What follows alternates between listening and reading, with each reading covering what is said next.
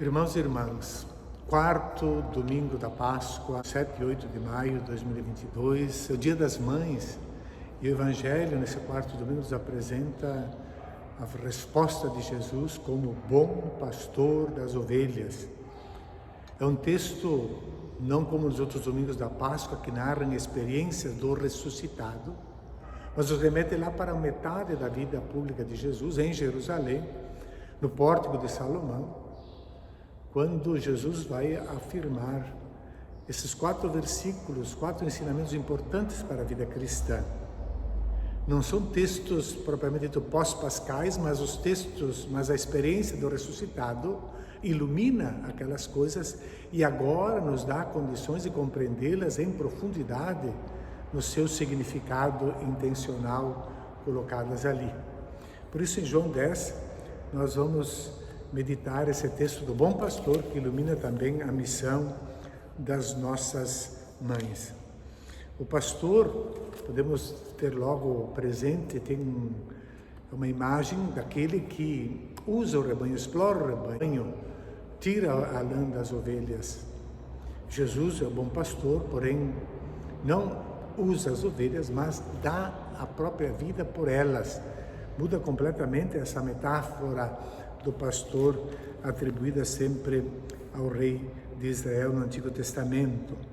Jesus já disse que esses pastores, os judeus, e aqui no caso se referem às autoridades judaicas, de modo especial aquelas que giram em torno do templo, eles são ladrões, assaltantes, mercenários. Jesus é o bom pastor. Nesses 4 versículos, portanto, João apresenta o significado importante do Evangelho, numa polêmica com aqueles que estão ali e se aglomeram ao redor de Jesus porque querem matá-lo, porque não aceitam o seu ensinamento, porque não o reconhecem como o Messias.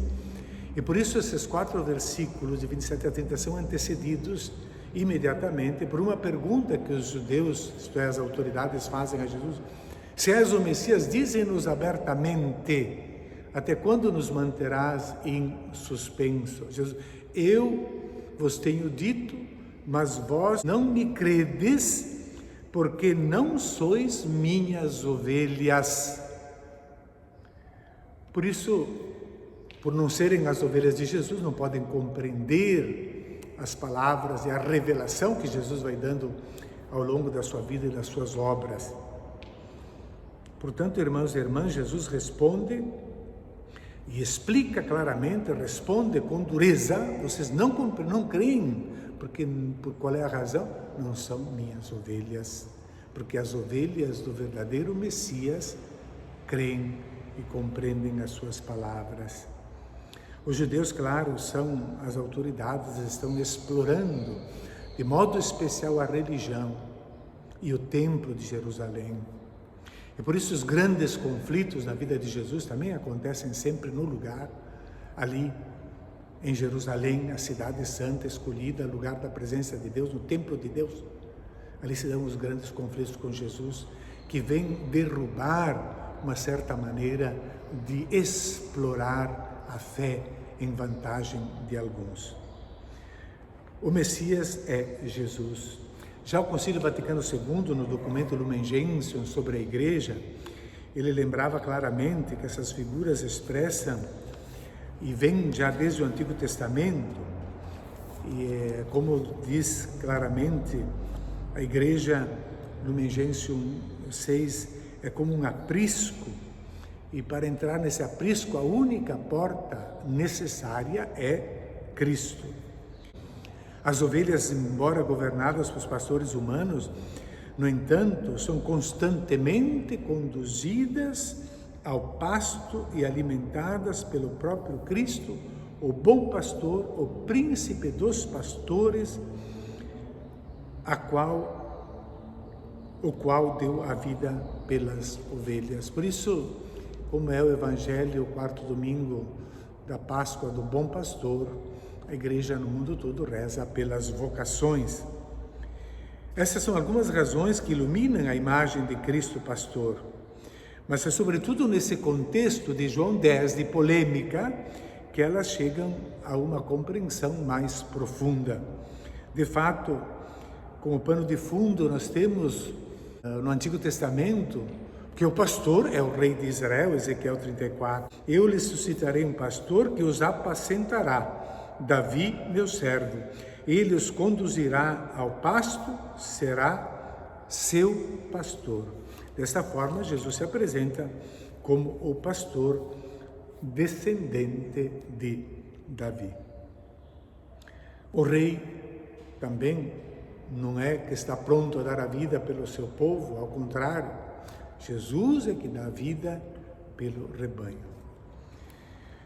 Dar a vida, o bom pastor, ele prossegue Jesus, dá algo muito importante, que é tão grande e chega a ser eterno e que é a sua própria vida. Uma expressão amada por João, ele usa outras vezes no Evangelho e também no Novo Testamento, é essa vida eterna. E ela é anunciada no Evangelho de João como consequência, resultado da morte do Messias. Porque o Filho do Homem, disse Jesus a Nicodemo, será levantado. E todo aquele que crer nele tem a vida eterna. Também o dom da água viva, dada à mulher samaritana, uma água que jorra para a vida eterna. E essa água que jorra para a vida eterna é fruto da escuta da palavra de Deus. Na sacramentária cristã, no batismo, o celebrante pergunta ao candidato, como vemos no atual rito da iniciação cristã de adultos, o que pedes à Igreja de Deus? Resposta do candidato, a fé. E o que a fé vos dará? A vida eterna. É a vida plena. A vida eterna não significa só aquela que começa depois, mas começa já agora.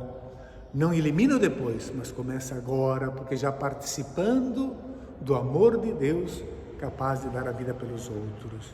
Belíssimo texto. Nesse tempo pascal, portanto, o tempo da vida eterna é importante. Ele lembra o significado da morte e ressurreição de Jesus Cristo, abre horizontes, de outra forma, estreitos do nosso viver. Em nosso mundo em mudança, que é tão difícil, nós cristãos sabemos para onde caminhamos, para onde vamos, porque temos o pastor grande das ovelhas, que foi ressuscitado pelo Deus da paz, que fez voltar dos mortos o grande pastor das ovelhas, em virtude do sangue de uma aliança eterna, nosso Senhor Jesus Cristo, Hebreus 13. O Messias, aquele que dá vida.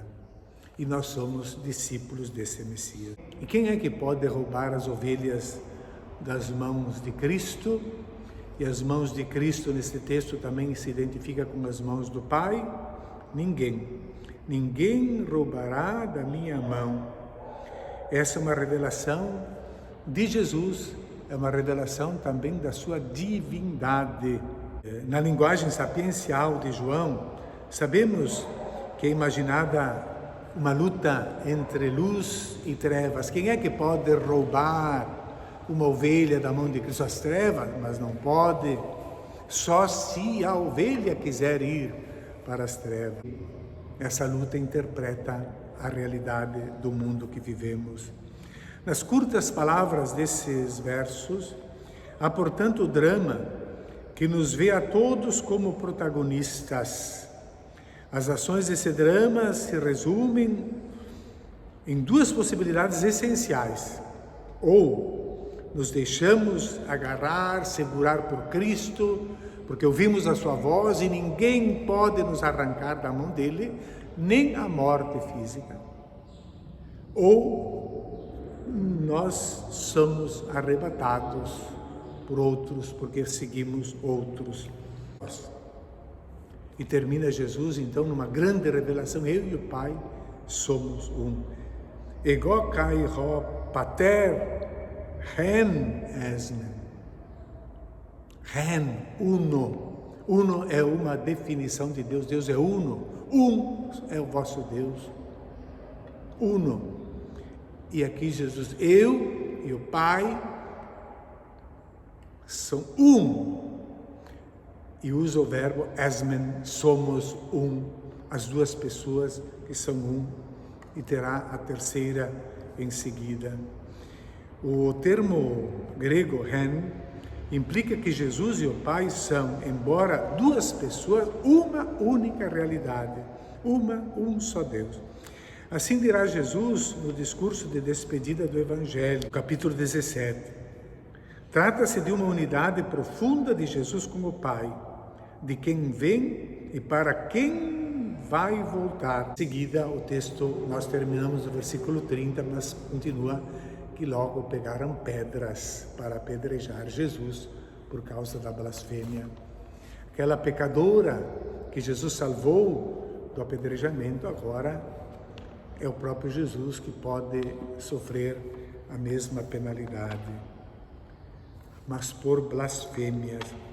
E Jesus vai perguntar para eles, né, por quê? Não o apedrejarão por causa de alguma obra. Ele diz, por qual obra vós quereis me apedrejar? Não é por uma obra, mas por blasfêmia. E Jesus se defende à maneira rabínica, nos versículos 35 e 36, dizendo claramente, usando uma regra, Kal Vahomer, do hebraico, que é o argumento a forciore. Se a Sagrada Escritura diz, vós sois deuses, e não se pode anular a palavra da Sagrada Escritura, por que vós me acusais por eu ter dito que sou enviado e consagrado do Pai? Com esse argumento, Jesus vai dizer, credes, se não credes em mim, credes ao menos nas obras. As obras são feitas para que saibais que o Pai está em mim e eu estou no Pai. Conclusão, Jesus é o único pastor, nos conhece e dá a vida eterna. Não é por meritocracia, para aqueles que merecem. Jesus dá a vida eterna. Nós devemos nos esforçar para ouvir a sua voz, ser seu rebanho, e ser seu rebanho para conhecer. E esse conhecimento revela intimidade. Jesus conhece as suas ovelhas. Estamos celebrando, irmãos e irmãs, o Dia das Mães. Vamos pedir a Maria, então, nesse mês de maio, que o Papa nos convida a rezar todos os dias pela paz no mundo, para que ela, a mãe do bom pastor, nos ajude também a ouvir a voz do Senhor, como ela fez, e dar uma resposta pronta, imediata à sua palavra. Ela nos ajude a sermos colaboradores mais diretos do anúncio do Evangelho e assim, no serviço, como uma mãe, vamos ajudando a construir, a espalhar esse mundo novo que o bom pastor quer para todos os seus filhos, para todo o seu rebanho. Bom domingo a todos, feliz Dia das Mães.